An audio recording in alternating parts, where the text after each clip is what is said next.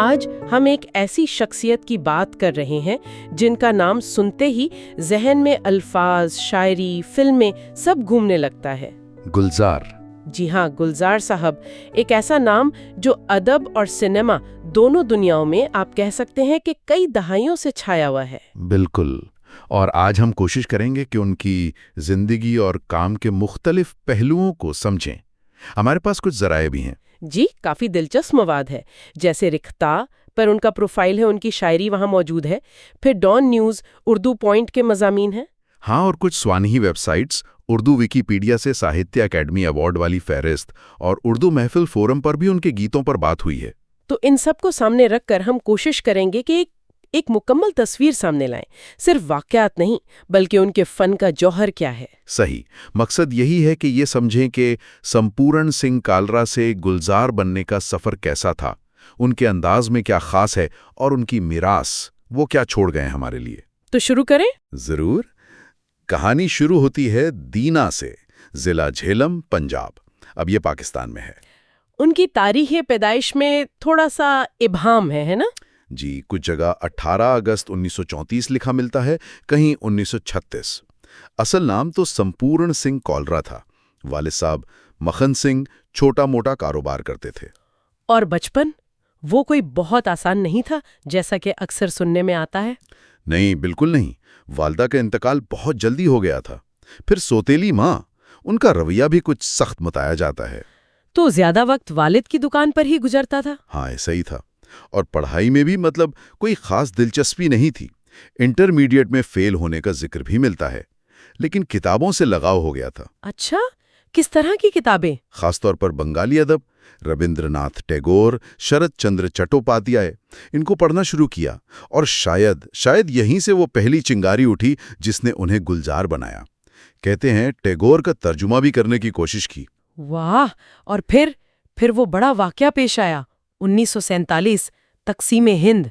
जी, ये तजुर्बा तो उनकी नस्ल के हर फर्द के लिए बहुत गहरा था। खानदान पहले अमृतसर आया। और फिर अमृतसर से दिल्ली। हाँ, दिल्ली, सब्जी मंडी का इलाका। और जाहिर है वो वक्त बहुत बहुत मुश्किल था। माली मुश्किलात का जिक्र भी मिलता है। जराए बताते हैं कि उन्हें पेट्रोल पंप पर भी काम करना पड़ा। जी बिल्कुल, गुजर बसर के लिए कुछ तो करना था। लेकिन दिल में वो शायर बनने की ख्वाहिश वो जिंदा थी, और यही ख्वाहिश उन्हें खींचकर बॉम्बे ले आई। सपनों का शहर बॉम्बे। बिल्कुल, उस वक्त तो यही कहा जाता था। तो बॉम्बे आकर क्या फॉरेन फिल्मों में चांस मिल गया? नहीं, इतना आसान नहीं था। शुरू में तो वो अदबी हलकों से जुड़े, अंजुमन तरक्की पसंद मुसन्निफीन, PWA जिसे कहते हैं। अच्छा, तरक्की पसंद तहरीक से वाबस्तगी शुरू से रही? जी, उन इजलासों में जाना शुरू किया। वो उस वक्त बहुत फाल थी। वहीं उनकी दोस्ती शैलेंदर से हुई, जो उस वक्त के बहुत बड़े गीत निगार थे। हाँ, शैलेंदर। तो फिल्मों में एंट्री उनके जरिए हुई, वो बंदनी वाला किस्सा। जी, वो बड़ा मशहूर किस्सा है। 1963 की बात है। बिम्मल राय साहब बंदनी बना रहे थे। म्यूजिक SD बर्मन का था, गीत शैलेंदर लिख रहे थे। हाँ। तो किसी बात पर बर्मनदा और शैलेंदर में कुछ अनबन हो गई। शैलेंदर साहब नाराज होकर चले गए। ओह! अब बर्मनदा परेशान कि गाना कौन लिखेगा। इत्तेफाक से शैलेंदर ने ही गुलजार को बिम्मल राय से मिलवाया हुआ था, शायद किसी जरूरत के लिए। तो मौका बन गया। बिल्कुल। बिम्मल राय ने गुलजार से कहा कि तुम लिख कर दिखाओ, और उन्होंने लिखा, मोरा गोरा अंग ले ले मोहे शाम रंग दे दे। और वो गाना तो फौरन हिट हो गया। क्या जबरदस्त आगाज था। जी, बहुत पसंद किया गया। अगरचे बाद में शैलेंदर जी और बर्मंदा में सुलह हो गई थी, बाकी गाने शैलेंदर ने ही लिखे, लेकिन इस एक गाने ने गुलजार के लिए जैसे दरवाजे खोल दिए। और बिमल राय जैसे बड़े डायरेक्टर की नजर में आ गए। हाँ, और ये बहुत अहम था। बिम्मल दा उनसे बहुत मुतासिर हुए, बल्कि वो तो नाराज होते थे कि ये गैराज में मैकेनिक का काम क्यों करता है। अच्छा, वो गैराज वाला काम साथ साथ चल रहा था? जी, बम्बई में गुजारे के लिए वो काम भी करते थे। बिम्मल राय ने इसरार किया कि ये काम छोड़ो और मेरे असिस्टेंट बन जाओ। ये तो जिंदगी का एक अहम मोड़ साबित हुआ होगा। यकीनन, यहीं से उनके फिल्मी सफर का आप कह सकते हैं बाकायदा आगाज हुआ। बिमल राय के साथ काम करते हुए ही उनकी जिंदगी में मीना कुमारी आईं। उनके रिश्ते के बारे में भी बहुत सी बातें हैं। जी, ये एक बहुत गहरा और शायद पेचीदा रिश्ता था। बुम्बल राय की फिल्म थी बेनज़ीर, उसके दौरान मुलाकात हुई। दोस्ती से बढ़कर था। जराए तो यही बताते हैं। खास तौर पर मीना कुमारी जी की बीमारी के दिनों में गुलजार साहब ने उनका बहुत ख्याल रखा। एक वाकया बहुत मशहूर है। कौन सा? रमज़ान का महीना था, मीना जी रोज़ा रख रही थीं, लेकिन दवा भी लेनी थी।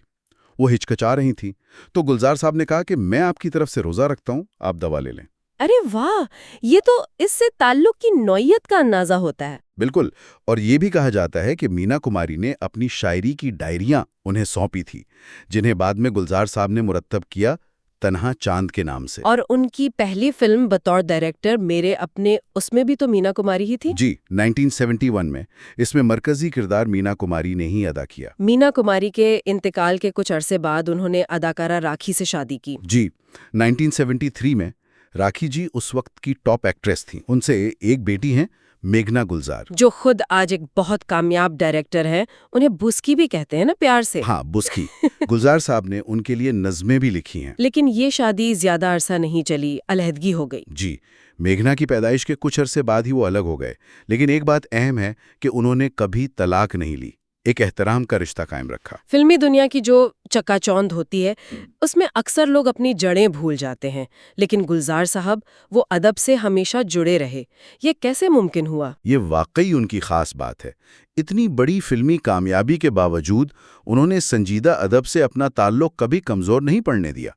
शायद इसकी वजह वो इब्तदाई तरबियत थी। तकसीम से पहले भी उनकी तहरीरें छपती थीं? जी हाँ, पाकिस्तानी अदबी रसालों में। और यहाँ अहमद नदीम कासमी साहब का किरदार बहुत अहम है। फनून वाले? जी, फनून के एडिटर। कासमी साहब में न सिर्फ उनकी इब्तदाई शायरी छापी, बल्कि उनकी रहनुमाई भी की। गुलजार साहब उन्हें बाबा कहते थे, बाप का दर्जा देते थे। ये ताल्लुक यकीनन बहुत अहम रहा होगा उनकी अदबी शनाख्त के लिए। बिल्कुल। उनकी तहरीरों में तरक्की पसंद तहरीक के असरात की भी बात होती है। मतलब? देखें, तरक्की पसंद तहरीक का जोर समाजी हकीकत निगारी, नाइंसाफ़ी के खिलाफ आवाज़ उठाने पर था। गुलजार साहब ने तकसीम देखी, गरीबी देखी, जिद्दोजहद की, तो ये चीज़ें उनके अंदर रची बसी थीं। तो उनकी फिल्मों और शायरी में वो झलक नजर आती है? जी, आम आदमी की ज़िंदगी, उसके दुख सुख, रिश्ते, निज़ाम पर सवालात, ये मौज़ूआत उनके यहाँ मिलते हैं। ये तरक्की पसंद रिवायत का ही तसलसल है। और उर्दू से उनका इश्क तो बिल्कुल जाहिर है। ओहो, बिल्कुल। वो उर्दू को सिर्फ एक जबान नहीं, एक पूरी तहजीब मानते हैं। उनकी वो नज़्म है ना, ये कैसा इश्क है उर्दू ज़बां का, मज़ा घुलता है लफ्ज़ों का ज़बां पर। कि जैसे पान में महंगा कमाम घुलता है, क्या खूब कहा है। जी, ये उनकी गहरी मोहब्बत का सबूत है। उन्होंने मौलाना आज़ाद नेशनल उर्दू यूनिवर्सिटी का तराना भी लिखा। उर्दू की खिदमत को वो अपना फ़र्ज समझते रहे। शायरी में उन्होंने एक नई सिन्फ भी दी, त्रिवेणी। ये क्या चीज़ है? त्रिवेणी 3 मिसरों की नज़्म है। इसमें खास बात यह है कि पहले 2 मिसरे मिलकर एक मुकम्मल बात कहते हैं। अच्छा। लेकिन तीसरा मिसरा आकर उस बात को एक बिल्कुल नया मतलब, एक नई गहराई दे देता है। ये उनकी अपनी इजाद है। कमाल है। ये उनकी जिद्दत पसंदी को जाहिर करता है। बिल्कुल। शायरी तो है ही, लेकिन वो अफसाना निगार भी हैं। धुआं मजमुए पर तो उन्हें साहित्य अकादमी अवार्ड भी मिला। जी, 2002 में। उर्दू अदब का ये बहुत बड़ा एजाज़ है। धुआं के अफसाने पढ़ें तो अंदाज़ा होता है कि उनका मुशाहिदा कितना गहरा है, इंसानी नफ्सियात को कितना समझते हैं। रेख्ता वगैरह पर भी उनके अफसाने मिलते हैं, शायद सांझ आधा का जिक्र था। जी, ये अफसाने उनकी नस्र निगारी की भी अच्छी मिसालें हैं। अच्छा, अब जरा उनके फनी सफर के रंगों पर बात करते हैं। गीत निगारी, ये तो उनकी पहचान बन गई। क्या चीज़ है जो उनके गीतों को इतना मुनफरिद बनाती है? मेरे ख्याल में सबसे बड़ी चीज़ है उनकी इमेजरी, तशबीहात, इस्तारे। वो इतने अनोखे, इतने गैर मुतवक्के इस्तेमाल करते हैं कि आप हैरान रह जाते हैं। जैसे वो आंखों की महकती खुशबू वाली बात। बिल्कुल, हमने देखी है इन आंखों की महकती खुशबू। आंखों की खुशबू को देखना और महकता हुआ, ये बिल्कुल नया ख्याल था उस वक्त। और गीतों की फहरिस्त तो खत्म ही नहीं होती। मुसाफिर हूँ यारो, तेरे बिना जिंदगी से कोई शिकवा नहीं, मेरा कुछ सामान, तुझसे नाराज नहीं जिंदगी, हैरान हूँ मैं, चप्पा चप्पा चरखा चले, ए अजनबी। और फिर बिल्कुल मुख्तलिफ अंदाज के गीत भी, जैसे कजरा रे, हाँ, बंटी और बबली का। या फिर ओमकारा का बीड़ी जलाई ले। कजरारे के बारे में एक दिलचस्प बात डॉन के मजमून में थी कि उसका आइडिया उन्हें ट्रकों की पीछे लिखी शायरी से आया था। अच्छा, ये तो कमाल है। मतलब वो हर जगह से इंस्पिरेशन लेते हैं। जी, ये जाहिर करता है कि वो अवामी कल्चर से भी कितने जुड़े हुए हैं। और फिर जियो, जिसने उन्हें आलमी सतह पर पहचान दी, ऑस्कर, ग्रेमी। जी, ये उनके फन की वुसअत है। और देखें किस किस के साथ काम नहीं किया। एस.डी. बर्मन, आर.डी. बर्मन, सलील चौधरी, मदन मोहन, विशाल भारद्वाज, ए.आर. रहमान, शंकर एहसान लोए। फहरिस्त बहुत लंबी है। गीत निगारी के साथ साथ हिदायतकारी में भी अपना एक अलग मुकाम बनाया। बिल्कुल, उनकी फिल्में अक्सर बहुत हसास होती हैं, इंसानी रिश्तों की पेचीदगियां दिखाती हैं। मेरे अपने, परिचय, खुशबू, मौसम, आंधी, इजाजत, माचिस, हो तो सब यादगार फिल्में हैं। और अंगूर जैसी खालिस कॉमेडी भी, वो भी तो उन्होंने ही बनाई थी। हाँ, वो भी कमाल थी। और टीवी पर मिर्जा गालिब, उसे कौन भूल सकता है। ओहो, वो तो एक शाहकार था।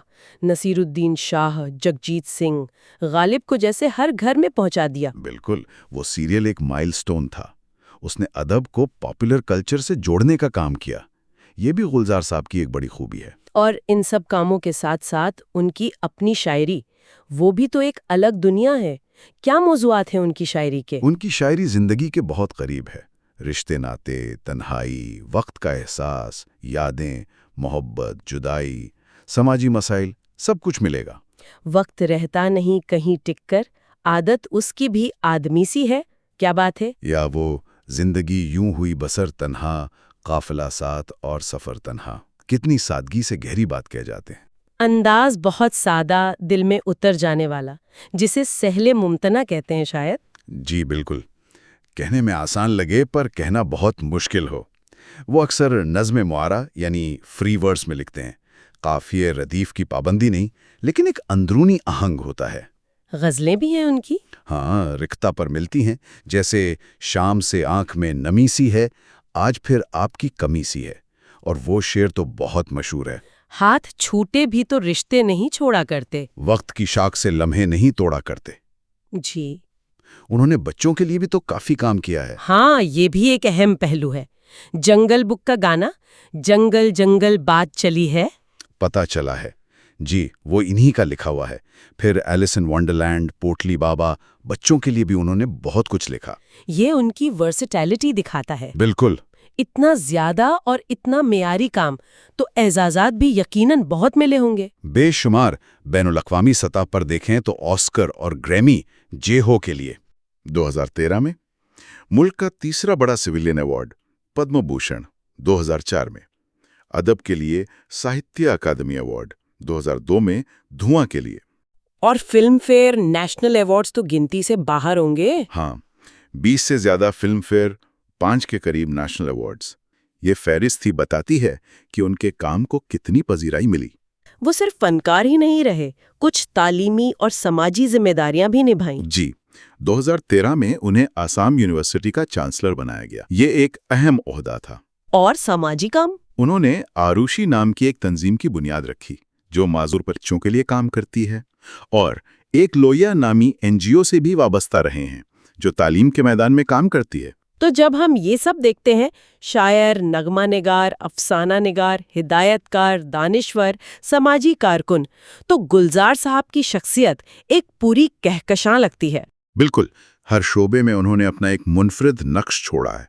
और शायद उनकी सबसे बड़ी देन ये है कि उन्होंने, आप कह सकते हैं कि फिल्म और अदब के बीच एक पुल बनाया। सही, फिल्मी गीत को अदबी वक़ार बख्शा और संजीदा अदब को आम लोगों तक पहुंचाया। जी, उर्दू ज़बान के लिए उनकी खिदमात, इंसानी एहसासात को जिस तरह वो अल्फाज देते हैं, वो अंदाज बहुत ख़ास है। ये गुफ्तगू ख़त्म करते हुए एक सवाल मेरे जहन में आ रहा है, शायद सुनने वाले भी इस पर सोचें।